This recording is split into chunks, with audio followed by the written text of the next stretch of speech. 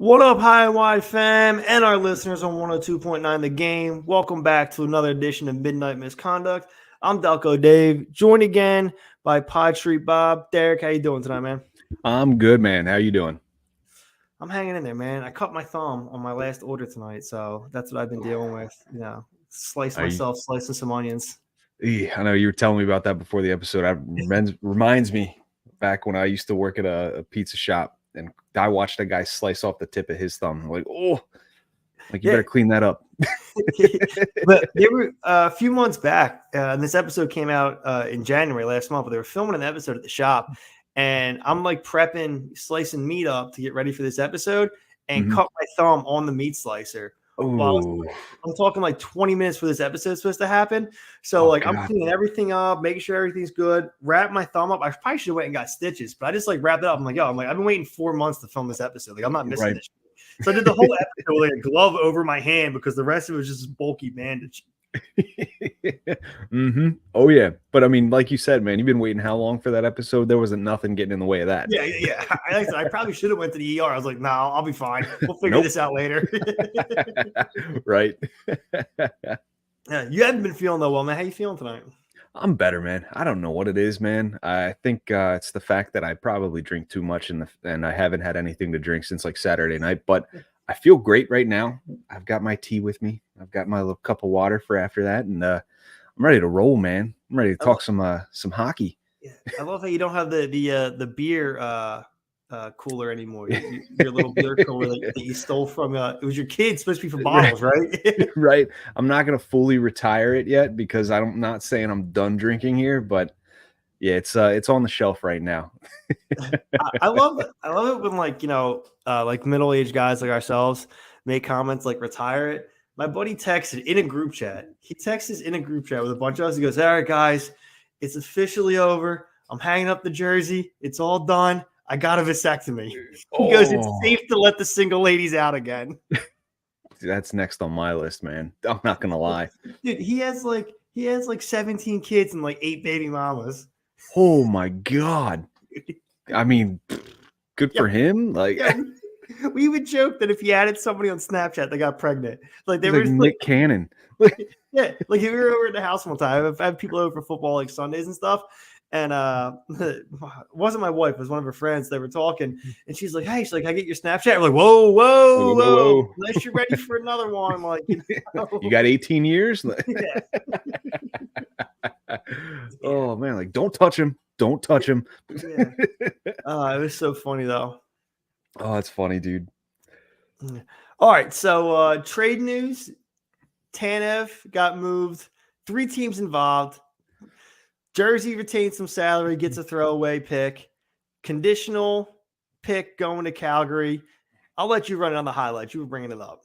Yeah, so the Calgary deal with Dallas is that the Stars get mainly Tanev here. Not Brandon Tanev, sorry, Chris Tanev.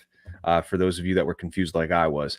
But Chris Tanev, and there's another gentleman that I cannot remember his name. I'm not going to look it up because, again, not really.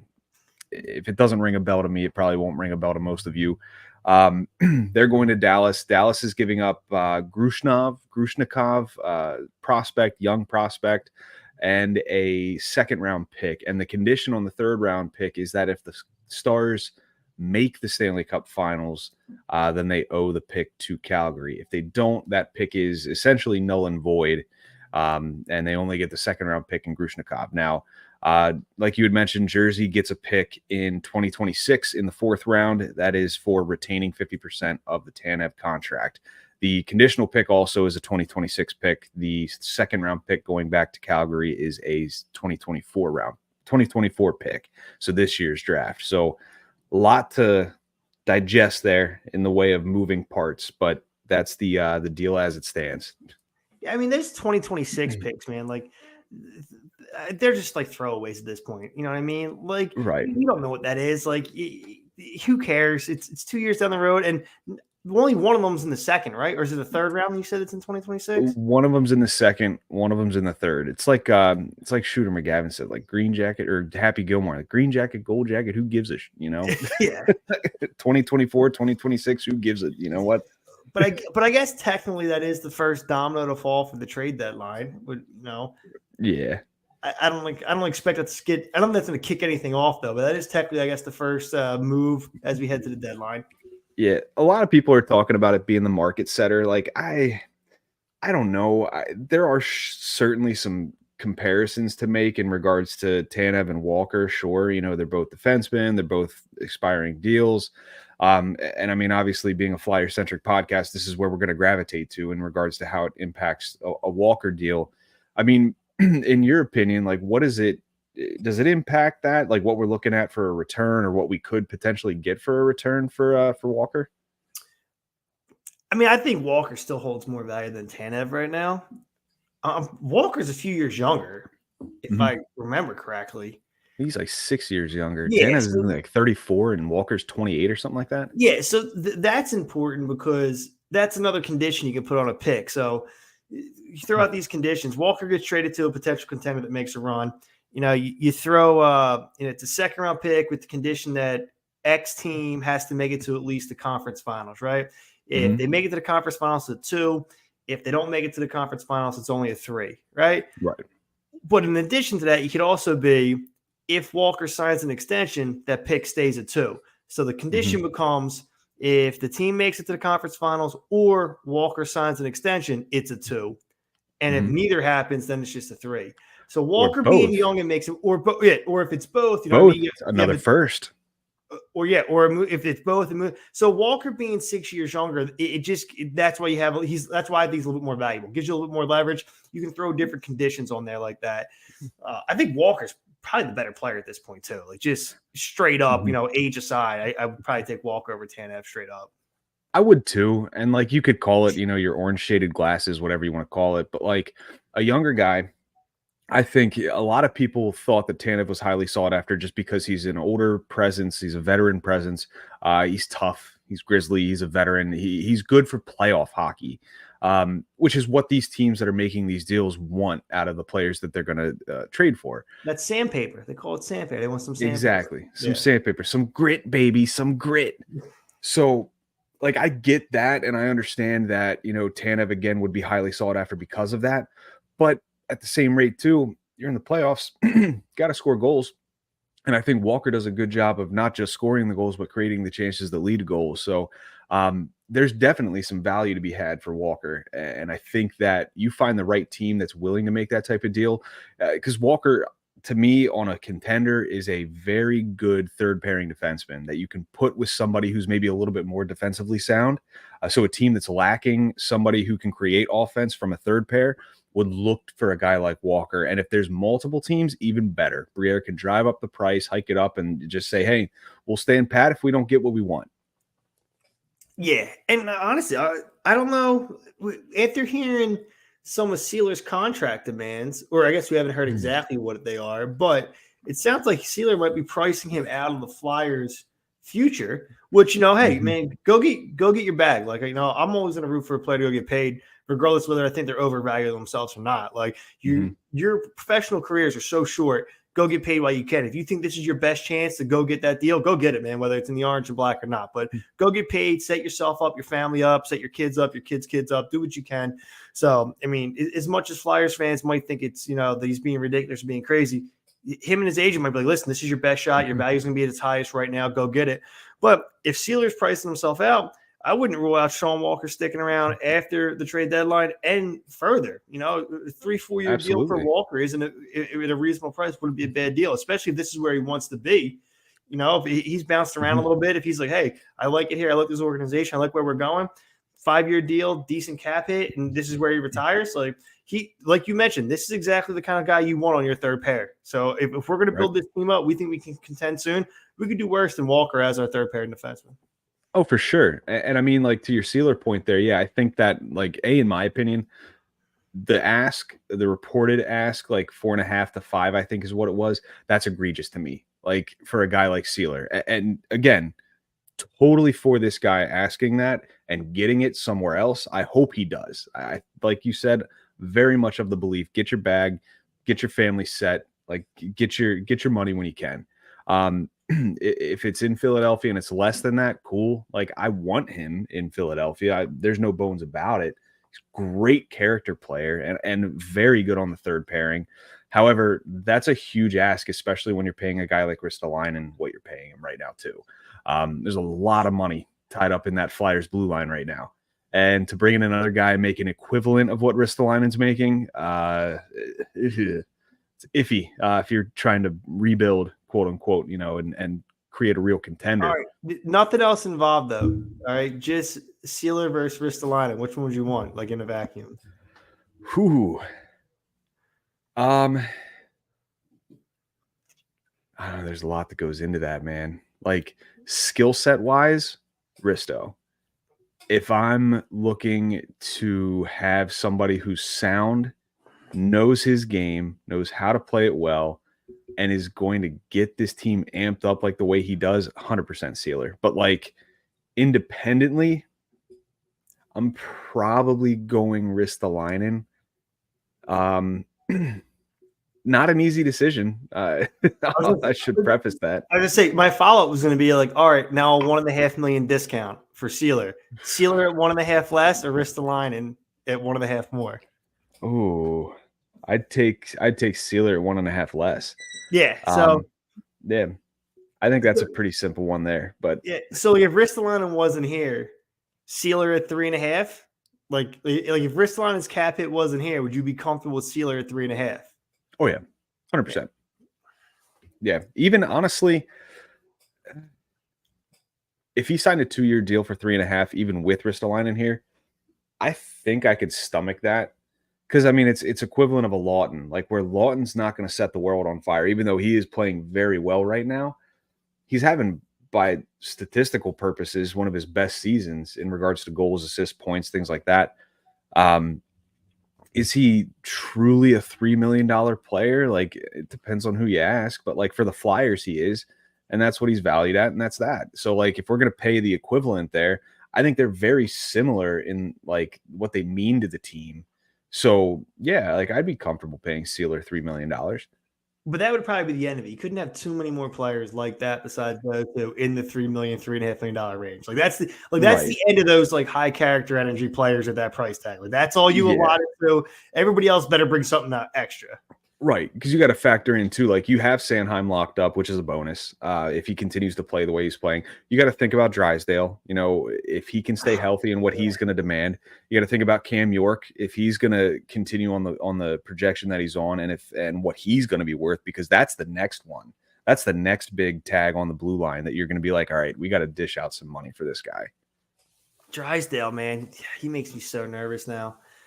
His skill set's electric, man. But for whatever reason, like I'm not one of those believers in the injury prone bug. Like as far as like fantasy football goes, I was collecting some W's because I was the guy taking CMC in the first round the last couple of years. If I had the opportunity at it, everybody else thought he was injury prone, and I was getting a discount.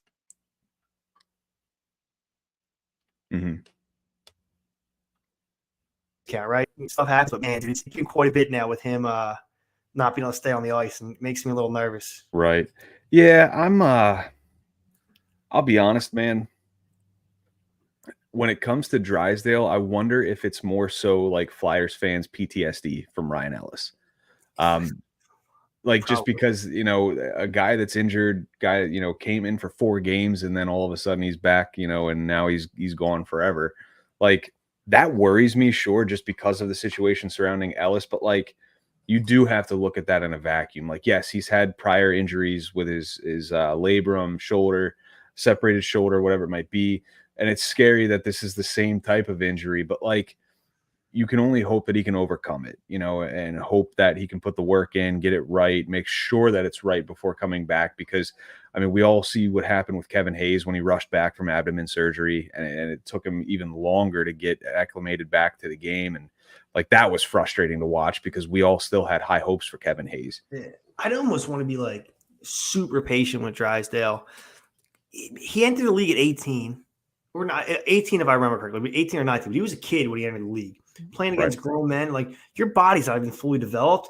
Yeah, in Mhm. my head, I have to believe that like stunted some of his like growth and development there, like physically as a human being. I'm not even saying as a Sure. player, but like as a human being, like taking those kind of hits as a kid from grown men, you have to think that affected him. So I would almost like to see them be like, you know what, man, just go get healthy, right? Like Right. don't even worry about getting back for training camp or the start of the season.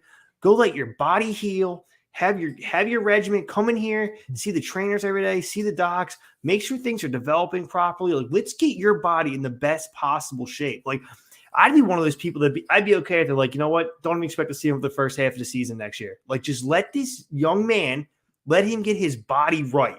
He's been battling injuries for the last 3 years, and he's still young, 21, 22. Like, he's been dealing with this stuff since the end of the league, basically, because he entered it as a kid. Like, just let him go get healthy. Get that body right, man. You still have – we just talked about how short careers are. Don't shorten yours anymore by trying to rush back.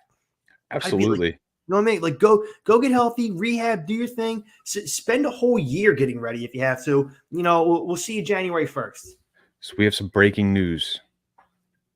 There was another deal for a defenseman that just went down between Toronto and Anaheim, where Ilya Lyubushkin is going to Toronto, 75% retained. Ducks get a third-round pick in exchange. Hurricanes get a sixth-round pick for retaining some of that. So they're retaining part of the 75%. I would assume they're retaining because I think the max you can retain is like 50%. So they're probably retaining like either 50 or 25. 25, yeah, got you. Yeah. No, because that was my first thing was I was like, oh, I didn't know you could retain 75%. So that makes sense. Maybe we would have got a fifth-round pick for Kevin Hayes instead of a sixth, you know? But no, that's I'm not going to say that's like it is an interesting deal, but like I don't think that has much of a bearing in regards to Walker at this point. No. I don't think either really have more than like what people are going to act like it does. People are like, oh, this is the market setter. You know, this is what we should look for. And I'm like, no, like completely different. Apples and oranges here. Yeah. Well, and I don't know. What other defensemen are out there? Like Walker's probably the best available defenseman. Like who else is really out there that like honestly, Walker will be the market setter. Walker, there was talks about Hannafin, but I don't know. I don't know if Calgary's going to make too many moves in terms of selling off assets because they're still doing relatively well. Like they might want to make a push. Tell you the truth, man. Like I couldn't really name anything off the top of my head. Like I feel like within the next week we're going to see, or we might not see, but like I think that's when the zeroing in is going to occur where teams are going to be hounding Briere about Walker if they're interested in. If it's one team, if it's two teams, if it's 7 teams, I don't know. You could probably take, obviously, Dallas and Toronto off that list if they were on it to begin with, which Dallas was rumored. But I didn't really want to deal with Toronto anyway. I feel, or I'm thinking Tampa. Like Tampa doesn't have any first-round picks for the next like 2 years. Toronto, I think they might have a first, but I don't know. I still don't want to deal with Toronto. I don't like Toronto. I just don't. Yeah, just in general. Right. I'm just like, but no, I actually think it's more and more likely that I think Walker ends up staying through the deadline and even gets re-signed. I could see Walker staying. I think it's going to be a disappointing deadline for Flyers fans. If your team understand the assignment, this is supposed to be a rebuild. We're supposed to be acquiring picks and prospects. I think it's going to be a disappointing deadline. If your team, let's go try to make some noise, do whatever we can in the playoffs, I think it'll be exciting. And when I say that, I mean like a death piece gets at it. And we're not going after any diamonds, but we might end up being a low-key buyer. Yeah, and I'm okay with that. Like this past week, I went in like off on a rant almost in regards to wanting a backup goalie. Because I'm of the belief you can get a quality backup goaltender for a mid-round draft pick, which at this point, like, yes, we should be stockpiling picks. That's fine. They're lottery tickets at the end of the day. You've got, I think, when it comes to a 4th-round pick, like a 4% chance of that pick panning out. Yeah, there's not a whole lot of Datsuks and Zetterbergs out there that extend a Detroit dynasty another 15 years because you get them in the 6th and 7th round. Like that doesn't happen often. Like that's not Right. something you need to bank on. Yeah. So, like, why not spend that on somebody that you can bring in, even if it is for a third of the season, a quarter of the season? Get a look at the guy because think about next year, too. Like, who's going to back up Urson? I'm not counting on Peterson to do it. I'm not going to count on Sandstrom because I think his contract's up at the end of the year. Kolosov, I don't think he's going to be ready. Like any of the kids that they just drafted, Zavragin, Bjarnstrom, or Bjarnson, none of them are going to be ready. So why not pull a move where like you went out and got a Cam Talbot to get a look at him to see if you'd bring him back, but get somebody to like hopefully extend this guy. Like I brought up Vemolka from Arizona. Like I thought he would be a good get because he's a younger guy. Um, kind of contrasting to the whole veteran thing, but like your veterans out there, Markstrom already is off the board because Calgary said they're not going to trade him. Fleury as well because Minnesota said they're not going to trade him. That could just be posturing. Who knows? John Gibson. Gibson's out there with Anaheim. They've said that they'll make him available. He might be a little more expensive because of the pedigree, but I don't know. Like there are deals to be had in the goalie market, and I think Danny B would be kidding himself if he didn't at least look at the deals that are out there and see if he could make something happen. Yeah, I'm actually a fan of the veteran goalie backup, a guy that's been around the league a little bit. I like those guys that especially played on multiple franchises.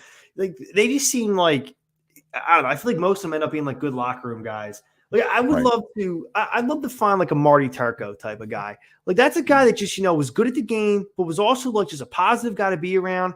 Like if you had could find somebody like that back in the day, like if you could find somebody like that today, get somebody who's 33, 34 years old. He understands, that, hey, this isn't my team. Like, I'm here to help this team win, play my 20, 25 games, help this kid get better. Like, that's like I would love to have somebody like that, especially if we think this window's opening up in a couple of years, that's a guy you want. That's an asset in and of himself. 100%. I mean, a guy that understands he's not the star goalie. The guy that knows he's going to support Urson can step in if Urson struggles, which, I mean, again, come playoff time, we see it all the time. Backup goalies, come in and steal a spotlight and go on historic runs. Crawford's done it. Halak's done it. Niemi did it. Like, we see it all the time. So, not saying that's something that would happen given the stature of this team right now, but bringing in a veteran would really help because right now Urson's doing this all on his own, except for maybe the guidance of obviously the goaltending coach, Tortorella, coaches like that. But I mean, Christ, man, it can only help because that goalie that's coming in to back him up as a veteran has a plethora of experience that Urson could pick his brain about. Yeah. So somebody that's good in practice, yeah. Any kind of technique. Yeah. So I'm with you, man. I got no problem paying up for some kind of veteran. I would prefer a veteran backup goalie, somebody that's been around, 8, 9, 10 years. Again, knows that it's not their team, as opposed to having it. I wouldn't want to have two young guys. You know what I mean? I'd rather have somebody a little bit older, a little bit more seasoned that can almost be like somewhat goalie coach, somewhat backup goalie. I think that's an important thing to be. So, and there would be a true asset to have somebody like that. Right. Now, I don't know Gibson's the only name that you mentioned that I would actually consider, but again, he might come with a bit of a price. But I wouldn't mind. Merzlikins is out there too. Merzlikins, Mrazek. We've done the Mrazek thing. I don't know if I want to do that again. That was Hextall's big addition. He was like, I felt like the team deserved us to make a move so we could make a run. Mrazek. Right. And nothing against Mrazek. I'm sure Mrazek's a great guy. Like, I'm nothing against him. Right. But like Hextall trotting out, like, I did it for the team. Like, yourself, like, no, you bro. didn't. Like, you did it to try to save face and show the people, hey, look what I'm doing. Yeah, you're such a joke. I can't stand him. Especially since he was billed as the savior, too. He might be the GM I hate the most in Flyers history. I'm ashamed that I have a Hextall jersey at this point. Like, that was my one thing when I was younger. Even before he became GM, I was like, I want a Ron Hextall jersey. I love the man. And then he became GM, and I'm like, I will never take this thing off. And then after they fired him, and I'm like, I'll never put this thing back on. Yeah, well, I'll be honest with you, man. I loved Hextall too, man. One of my first memories was the '97 run, Gar Snow and Ron Hextall. Like that's one of my. I've got the patch. Yeah, that's my jersey has the Stanley Cup Final patch. Yep, that's like one of my earliest memories. Is that one? That was the Sabres series too. That was it. Barnaby or Pekka on the logo, begging for the booze at center ice. Yep. Yeah, man. Yep. Yeah, that playoff run's one of my earliest sports memories. So yeah, no, I loved Hextall, man. I just I don't know. Once he was a GM, like Yeah. and dude, this has been done to death, but like he just became so arrogant and like Oh I, yeah. I'll give credit where credit's due. He did dig us out of salary cap hell, right? Oh yeah. Credit where it's due. But like, He was man, it's good at like what he was good at, yeah, but but what like he was man, like bad at, yeah, he he was like really stuck like in the mud sometimes. Like, dude, like right now we have a chance. We can make a run. Let's go for it. Which is why, honestly, Paul Holmgren is one of my favorite GMs of all time because that right. man wanted to win Stanley Cups every single year. That they'd be like, hey, Yep. listen, man, like we think we need a goalie. All right, cool. Let's trade Richardson Carter on the same day. We'll sign for Golov. We're gonna go win a cup. I'm like, this seems like chaos, but I'm in, baby. Let's do it. Yeah, it's just like here's my balls. They're on the Yeah. table. Let's do this. Like when he was the interim GM for like 2 months at that time. I think it was after Hextall, right? Paul Holmgren was Yep. like, this is gonna be fun. I'm It's like, like, I hope let's he does go. something, baby. Yeah, that was. I'll tell you what, man. Like, a majority of us drank the Kool-Aid. Myself, admittedly, like I was all for it. I was like, Hextall, he's gonna get us out of cap hell. He's gonna bring in all these prospects, these high draft picks. Yada yada yada. He got that second overall pick, drafted Nolan Patrick after we thought he was the consensus number one. Everybody was riding high, and then it all comes crashing down. And then it's like, man, like here we are. Farm system looks like crap because these guys aren't as good as we thought they were. Yeah. The Yerman Rupsovs of the world, Nolan Patrick's, it's all dried up. And here's the thing: if Nolan Patrick lived up to his billing, Hextall could still be the GM. Like we could be muddled in like absolute mediocrity where it's we're a constant like fourth seed, like a wild card team. We're third in the Metro just every year and can't get past the second round or something like that. But we do just enough that Hextall sticks around if Nolan Patrick lived up to what he was built to. So like again, never want to see him get hurt. So I wish nothing but the best for Nolan Patrick. But his injury history probably saved the Flyers franchise from an extra decade around Hextall. It reminds me a lot. Have you ever watched that movie Draft Day with Kevin Costner, the Browns? Yeah, like he knew something about that quarterback that was going to go number one overall, and he did his due diligence digging and figured out like, okay, he's a terrible teammate because no one came to his birthday party that one year. And so he went and drafted that was the outside linebacker or whatever from Ohio State. It's like, if we'd have just known that, if we'd have known that injury history was really that glaring, could you just imagine? We'd have had Heiskanen, maybe McCarr, or was it McCarr? It wasn't McCarr that year. Heiskanen's the one I'm thinking of. But... Heiskanen, yeah, it was Heiskanen. There was another who went. It was. Listen, you're the draft guy compared to me. I'm definitely not big on the draft stuff. I remember the misses. Like I remember like us missing out on Pat Kane and ending up with JVR. Like I remember stuff like that. But when you're trying to tell me do other things for drafting, like, but I will say, since you mentioned draft day, they should do an NHL version of that, but not draft day. Do a trade deadline one. Like, you know what I mean? That would be good. That would be really good. When's the last time we've had a good hockey movie come out? Christ, man, what Miracle? Yeah, right. Like we haven't had a good hockey movie in a while. Miracle's a great one, man. Then, yeah, I mean, even then, like it's been how long since Miracle came out? Yeah, man. It's been a long time. No, that'd be a fun concept. Doing a trade deadline hockey movie, that'd be great. I also did I pitch my idea about making the trade deadline and the NHL All-Star game on the same day? Did we discuss that before? You did. Yeah, okay. I don't want to bring it up. Yep. Again, I was just talking to somebody else about it a day or two ago because I'm like the hockey guy for like my friend group. So they ask me questions and they're like, oh, like they're asking about the deadline and stuff. And I went on my rant to them about how I think it should be paired together. Yeah. That is the draft that McCarr went in. I'm doing the research now. McCarr went 4th. Heiskanen went 3rd. Elias Pettersson went 5th. And then everything after that. Yeah, I know, dude. Tippett went 10th. So at least we got a decent first rounder out of that. Only took trading the franchise icon, but yeah, we got Tippett out of that draft. Oh, thanks, Ron. Yeah. Bastard. Oh, that's funny, man. Yeah. Oh, man. No, we got to rank our best hockey movies though one of these days. Because man, it's been years since they've done one. Unless I'm missing one, there's no way I'm missing one, right? I mean, you're talking Goon. You're talking. Show me Scott and Goon. That's right. Yeah. Right, like Mystery Alaska. I don't think I've seen Mystery Alaska. I haven't watched that. What's the one with Rob Lowe? Youngbloods. Yeah.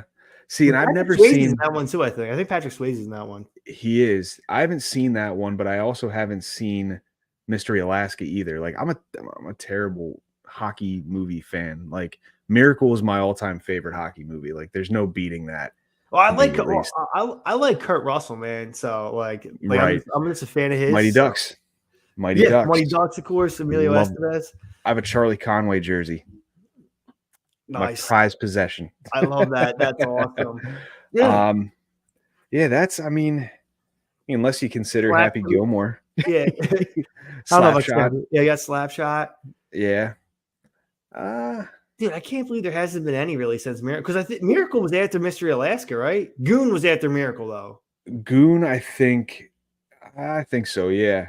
Because Miracle's been out a long time. Like, Yeah. but it stands the test of time. I love that movie. Oh, absolutely. I had one on the tip I think of there my was a tongue. Goon too, actually. Yeah. There was, and it was like that league that Tyrion does, where it's like the fights, just like hockey fights. It was centered around that same guy from the first movie, Ross Ray, where they're duking it out, and I think they try to bring him back into the league or something like that. I can't remember, but kind of that premise. I can't believe Ben Affleck and Vince Vaughn haven't linked up for a hockey movie yet. That'd be good. Yeah, two A-listers in Hollywood, two big hockey fans. They haven't, and Ben Affleck writes a bunch of his own. So him and Matt Damon made their they wrote most of their movies. You know what I mean? Right. Like Kevin James too. I always see not Kevin James, Kevin from Jay and Silent Bob. Kevin Smith. Kevin Smith. He's a big hockey fan. I always see him wearing hockey jerseys, like whether they're actual teams. Like he wore a Calgary Hitmen jersey. I remember a couple pictures of him in it. Like getting him in on it with Affleck, who, you know, Boston guy, probably a big Bruins fan, and then Vince Vaughn, Chicago. Yeah, like hockey history right there, man. Those two cities are rich in it. And then bring Snoop Dogg in for some cameos as like the GM of one of the teams, man. Snoop Dogg was like, hey, like, listen, like we're gonna trade you. Like, what do you mean? Like, hey, you're just not, you're not doing good. We need somebody better. Yeah, like there's so much potential for this movie. Now I want to write the movie and see if I can pitch it to somebody. I'm down. I haven't written more than like 50 words on any piece of paper for anything creatively in like a year and a half. I'm gonna go write the next great hockey movie. Hey man, I think it'd be a great idea, especially something you're passionate about. That 50 words could turn into 5 million. Dude, I'd love it. Do the screening at my cheesesteak joint. There you go. That's where the team meets for meetings. Oh yeah. Vince Vaughn. We'll bring Kevin Smith. Get Ben Affleck. They'll just all fly to the center of America, Lincoln, Nebraska. You know what I mean? Bring Snoop in too. Yeah. Bring Snoop in. Home of the good life. Home of the good life. Nebraska changed their saying. Like a year or two after I moved here, it used to be home of the good life, and then it became Nebraska. It's not for everyone. I was like, I feel like you're giving up. What a ringing endorsement. It's not for everyone. I'm like, how many boardrooms did that go through? Right? Like somebody somewhere was like, that's a great idea. Oh my goodness, man. I couldn't even tell you Pennsylvania's. I just know that like the sign coming up from Maryland on 83 is like, if you're from here, you're home, Like, okay. Like, cool, thanks. Glad to be here. Yeah. I used to make jokes that Pennsylvania's slogan should be "Welcome to Pennsylvania, road work ahead." But then I've driven through so many states, like coming back and forth from like Lincoln to Philly, that now I think that every state should have that slogan. Like, welcome to America, road work ahead. Road work ahead. Yeah. Seriously. Indiana, for like 4 years, Indiana had like just alternating lanes closed across the entire state on 80. Right. Like I would try to drive, east to Philly and then west back to Lincoln. And for like 2-3 years, I always had to just alternate lanes because there was just cones, like just different lanes closed. Yep. Never saw anybody working. Never saw anything getting done. But just lanes were closed and there was roadwork signs. I have no idea what was happening. We drove out to Michigan this past summer because a cousin of ours was getting married, and we drove right through Ohio, and Ohio was pretty rough too. I was like, "Good God, there's construction everywhere."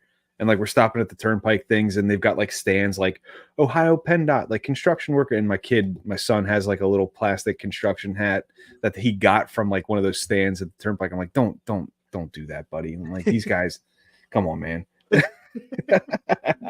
Like, you see, they're out here, they'll be here for another 7 years, you know. Same spot. That's their whole life right now. Right. We had a construction project here in York where like about a mile's worth of highway was being worked on, and I'm not kidding you, man, it took probably 12 years. Like 12 years. Maybe, and I might be exaggerating, but it took a very long time because the company that bid for it won it, and then they ran out of money, were requesting more money, and then they're like, we're walking off the project. Someone else had to come in to do it. They had to go after that company for the money. Like, it was just an absolute crap show. And meanwhile, all of us that live around here are just suffering through it because it's like, how else are we going to get to work? You know, What are we gonna do? right? I'm just like, you guys are killing me, man. Like, I just want to go home. Like, Yeah. it's 12 o'clock at night. I'm coming home from, up on Queen Street here. I'm like, I just want to use the highway so it doesn't take me 15 minutes to get home. Speaking of like Pennsylvania construction projects, so I used to work at a state prison in PA before I moved out here. I helped them close down Graterford. I worked at Graterford.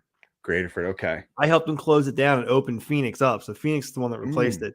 But that was one of the last things I did was close Graterford and open Phoenix before I moved out here. But the funny thing about that is that, and this was in the newspaper. This isn't me revealing any classified information. This was in the newspaper. But like the original contractor that was awarded the bid for that prison, like $450 million, like ran off with the money, like subbed out a bunch of work and then disappeared with a couple $100 million, and they couldn't find it. Damn. I'm like, dude, way to shoot your shot, man. Like, he's just sitting there, he's like, you know what? Yeah, 9 figures. I'm out. Wow. Goodness, dude. I had a couple buddies that were prison guards at the York County jail here, like one of the biggest on the East Coast in terms of like, county prisons or whatever. And they were there for, not saying they were involved by any means, but I don't know if you ever heard of, and I'm not going to say the word, but the R word, like some people are very sensitive about that, myself included. The R word Olympics, like they called it, where they made this inmates like just do some really gruesome stuff for like their own entertainment. And like I remember covering it in news, and like I remember asking the one guy about it, and he's like, listen, he's like, I can't tell you anything, like, and I won't, like, but it happened. And I'm like, oh God, dude. Yeah. And like the reports all come out, and like names are redacted, and then people are charged, and you figure out who it is, and like neither of them were involved, I'll be completely honest, but like the stuff that came out of there, man, I'm just like, what in the world? It was like a stateside Abu Ghraib, if I remember correctly. It's like that's like what it was. Oh yeah, it was crazy. And like then it turned into like the biggest ICE detention facility on the East Coast too for a while. And like I don't know if it still is or not. Like, and I work maybe like 2 miles from it, and I'm just thinking like I was there on a field trip that we were on our way to the field trip, and this girl in our class, I think we were in high school, like sophomores or juniors, and she had this shirt that had some type of like Asian print to it, and she's like looking at her shirt, like looking down towards her chest, and we're all like, what are you looking at? And like she's like, wonder what this means. And like my one buddy, he goes, it's Chinese for jailbait. We're on our way to the prison. Dude, I've never laughed harder in my entire life. That's great. So that's another one. Hockey's version of The Longest Yard. That's another one I'd want to watch. There we go. Yeah. Starring Carter Hart.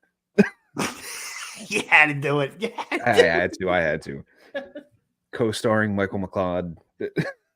Foot. Now I got like 3 hockey movies I want to write. The trade deadline, the NHL equivalent of draft day, make the trade deadline. I want the NHL equivalent of The Longest Yard, and an unnamed hockey movie featuring Vince Vaughn, Ben Affleck, Snoop Dogg, and Kevin Smith. We'll call it like Money Puck. And Kevin Smith doesn't talk in his stuff. Right. My wife just texted me and said she's still not asleep. This is her last night to have her phone. She flies out tomorrow, but she wanted to be asleep by the time she got there. That's why it caught my attention. I was like, yeah. I I'm like, why is she texting me right now? And I'll get text from my wife like, "Hey, you're being too loud. Shut up." Yeah. Oh yeah, no, she's not even here. She's 40 minutes away. Yeah. Yeah, she flies out to go to, I don't know, I think Alabama tomorrow. Okay. Well, Yeah. good luck to her, man. Hope everything goes well with that. Yeah. I hope so too. She's gonna be Yeah. miserable. I have to cook her a nice meal when she gets back. There you go, man. Yeah. There you go. Good I husband. Good yeah. husband. I usually do. I cook. She had to do one of these at the beginning too, where she was gone for 2 weeks. Like it's all like field training stuff. Mhm. She came back. I make these stuffed cherry peppers for her. Her Ooh. favorite meal is black and blue burgers. So I make these big like Oh jumbo black and yeah. blue burgers on like the big onion Yep. roll right there. And Yep. then usually a vegetable. She usually gives me some freedom. She likes asparagus. I did those Mhm. before. So then I'll have a vegetable for her. And then she's Yeah. going to house like my wife is not like very big. Like she's like Mhm. 5'1", like all of like 130 pounds. And she's going to house like two of these burgers. Like, and then like, we joke that she comes back looking like a rabid squirrel. Cause like she loses like 15 pounds of weight. Like she's like Just that ready to skinny. put it back on. Yeah, exactly. Hey, my wife's a big crab cake girl. So like anniversary, for birthdays and stuff like that, crab cakes or like crab legs, anything crab. So the one year it was the year we had our son, and she was I think like picking him up from the daycare that he was at, and I like thought about it, and she's like, you know what, I'd really like hollandaise sauce, and I'm like, do we have what I need to make this? And I'm scrambling through our kitchen, like, all right, I need this, and this. And I'm like, we have it. And I'm like, do we have enough now? And I'm just like, crap. And I think I might have skimped on like the butter or something like that, but it was still good. She was like, this is so good. I'm like, thank God. Nice. Yeah. I actually, does your wife like steak? Oh, she does. Yeah. And this is one thing I'll never let her live down. She's a well done steak eater. That's Yeah, that's rough to hear, but it is. I will say this though. I can text it to you. I have a really good crab thermidor recipe to Ooh, top the steak. That especially if she likes it well done, like she'll probably like this sauce on top. Then like the way this thermidor comes out. okay. I also make these crab like cream cheese puff things. I don't Oh, even like Rangoons. yeah, but yeah, actually, that's what I was trying to make, and I jacked it up, and it turned out to be one of the best mistakes I made. I've been making this dish for like 10 years. I don't even know what to call it, but it was just a messed up attempt at crab ragout when I was messing around in the kitchen. Right. But I'll send you that too if she She likes loves crab. crab rangoons, Yeah. man. Loves them. Every time if we get sushi, that we get there's a place close by that she loves their sushi. We'll get that, and we always have to get the crab rangoons. That is her absolute favorite. So imagine like almost like a jumbo crab ragout, like almost the size of like a ping pong ball, like Oh yeah, all she'll filled. go nuts over that. Yeah, I'll text it to you, man. I got some good recipes where I've just like messed stuff up in the kitchen. And I'm like, oh, that turned out pretty good. I'm like, I have to remember how I made that. Oh yeah, dude. When I had the time to cook, man, I'll tell you what, I loved it. I'd get off work at 3 o'clock, and she wouldn't get home till about 5. I had time to take a shower, take the dog out, run her around, and then I'd start making dinner. Dude, I used to just mess around in the kitchen and do whatever I wanted, and it was great because like I learned like fried rice, different types of pastas. Like that was the main like the main dish. It was either rice or pasta, but there was always like ground beef, chicken, steak, whatever it was, and then like alternating veggies. Like one week it's peppers, onions. Next week I'm putting like asparagus and mushrooms, whatever it might be. And I miss being able to do that. Yeah, I used to cooking used to be therapeutic for me. It used to be like Right. I started like really cooking when I was like 12, 13 years old. Is when I started messing around the kitchen. I've always enjoyed it. I have no like formal training, but I've Mhm. always loved cooking, loved messing around. Like I've always and I became a pretty good cook. It was actually one of the things that like girls liked about me when I was dating them. Like they're like, oh, like can you make this, that? Like it's a really good thing. Like I was a shy, Oh, yeah. awkward, kid. So like even in my 20s, like that was like the one thing I had going for me is I could talk about food. That like you can make that. I'm like, yeah. And like, Oh yeah. I'm like, this is my in right now. I'm like, yeah, you want me to make it for you? I'm like, we can do it right now. Like, oh, we're at a party, Dave. I'm like, all right. So like I don't later, like care. what do you like? You have a kitchen. Oh yeah. But then once I started selling cheesesteaks, man, I'll be honest with you, like cooking's become so much work now that it's almost like taking the fun out of it. That Right. I only I'll cook like twice a week because we try to share the burden a little bit. Right. So it's like I'll do it like twice a week. And then there's usually like a third day where I'll just actually like make cheesesteaks and bring them Bring them home. home. So Yeah. that's one right there. So that's 3 days. And then on Sunday's still my one day where I don't work. I mean, I try to not Yep. work. I still check emails and my phone's always going off. So Sure. but I don't go in the kitchen, try not to do any ordering, anything like that. But on Sundays, I'll still do like bigger stuff on Sundays. I'll make sure like Oh that's yeah. probably like the one big meal a week that I'll cook. Yeah. My big thing was always pizzas. Like I used to work at a pizza shop. I ended up like working my way up to being like one of the guys that helped make the pizzas. But like we do flatbreads and we'll get like naan bread and use that. It's like a garlic naan. Mm-hmm. And they always do like the red sauce and stuff like that. I like your traditional pizzas with the red sauce and the mozzarella and all that, but I'll put just garlic. Like no ricotta, nothing like that, no Alfredo, just garlic with cheese. And then I always put blue cheese too, because like I'm a big buffalo chicken guy. So like I'll do that with bacon, chicken, hot sauce. And then if I don't have hot sauce or anything like that, I'll put jalapenos, like fresh jalapenos. Nice. And I'll put that up against any pizza I've ever had.